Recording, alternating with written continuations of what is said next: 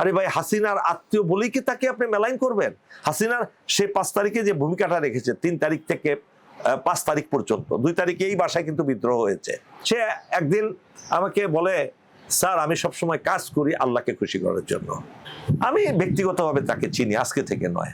উনি যখন second lieutenant তখন থেকে চিনি। আমি একা নয়, সেনাবাহিনীর কোনো লোক বলতে পারবে না ওয়াকারুজ্জামানের মধ্যে কোনো খারাপ কিছু দেখতে পেরেছে। যখন বিএনপির আমলে ছিল, হ্যাঁ, তখনও যা ছিল হাসিনার আমলে তাই ছিল। ওনার মধ্যে চারিত্রিক কোনো পদস্খলন হয়নি।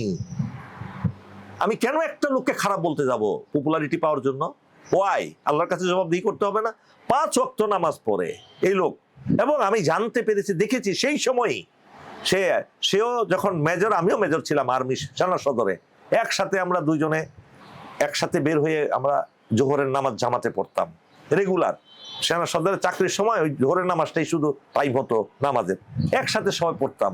তখন তো কোনো ক্ষমতা পাওয়ার কিছুই ছিল না, নামাজ পড়তাম, কোরআন শরীফ রেগুলার পড়ে, মিথ্যা কথা বলেন না, মানুষের উপকার করে, সবাইকে খালি উপকার করার চিন্তা, কারো ক্ষতির চিন্তা তার ভিতরে নাই। তার পরম শত্রুকেও সে কোনো ক্ষতি করে না। আমি একদম দায়িত্ব নিয়ে এই কথাগুলো বলছি, যদি কেউ চ্যালেঞ্জ করতে পারে করুক এই আমার সাথে। চরম শত্রুদের বিরুদ্ধে তখন সে কোনো অ্যাকশনে যায় না।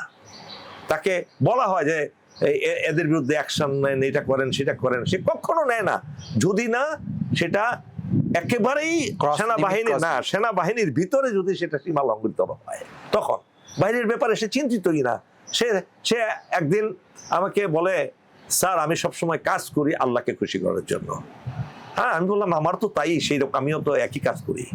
এবং আপনি আল্লাহকে নিয়ে আল্লাহকে সন্তুষ্টির জন্য কাজ করবেন, আপনার মনের ভিতরে কোনো গ্লানি থাকবে না। এটা হলো তার থিওরি। এখন এই লোকটাকে আমি কিভাবে মূল্যায়ন করবো? আপনারাই মূল্যায়ন করেন। আমি যে কথাগুলো বললাম, কোনো ক্ষতির তার মাথায় নাই। আর তাকে আমরা হাসিনার আত্মীয় বলে, আরে ভাই, হাসিনার আত্মীয় বলেই কি তাকে আপনি মেলাইন করবেন? হাসিনার সে 5 তারিখে যে ভূমিকাটা রেখেছে, 3 তারিখ থেকে 5 তারিখ পর্যন্ত, 2 তারিখে এই বাসায় কিন্তু বিদ্রোহ হয়েছে।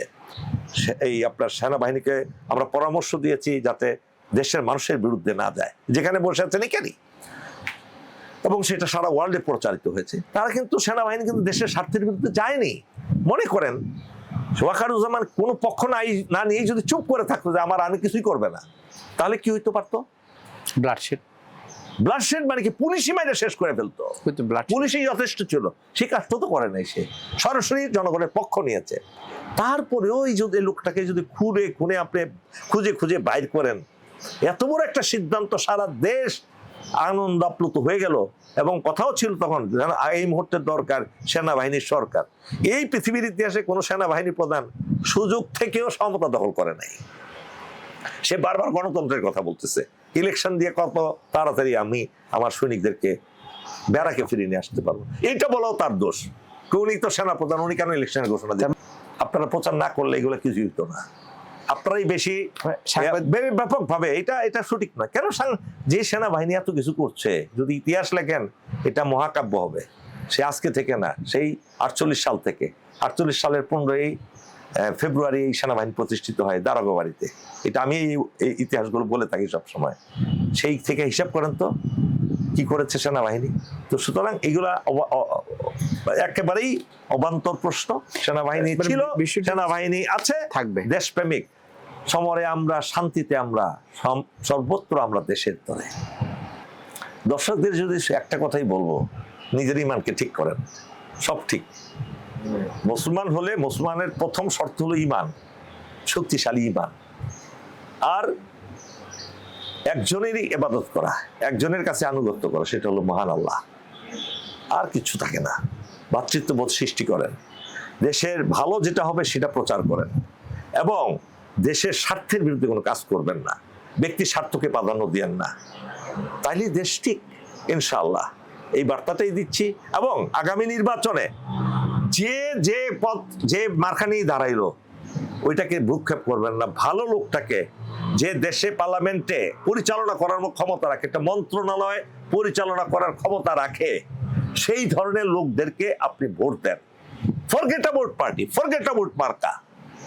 হ্যাঁ, অনেক পার্টি ভালো লোক দিতে পারবে না, সেই সমস্ত জায়গায় আপনি ওই ধরনের লোকদেরকে, যে দলের হোক, ইন্ডিপেন্ডেন্ট হোক, আপনি যদি 300 আসনে অন্তত পক্ষে 200 জনও দিতে পারেন, মাইন্ড ইউ, দেশ একেবারে চেঞ্জ হয়ে যাবে, সোনার দেশ হবে। সিঙ্গাপুর থেকে ছাড়িয়ে যাব আমরা, ভিয়েতনাম থেকে ছাড়িয়ে যাব, মালয়েশিয়া থেকে ছাড়িয়ে যাব। কেননা আল্লাহ দিয়েছেন আমাদেরকে 18 কোটি জনসম্পদ। জনসংখ্যাকে জনসম্পদে আমরা পরিণত করব, কিচ্ছু লাগবে না, দেশ হবে অবারিত শান্তির সমৃদ্ধির এক দেশ। আল্লাহ হাফেজ।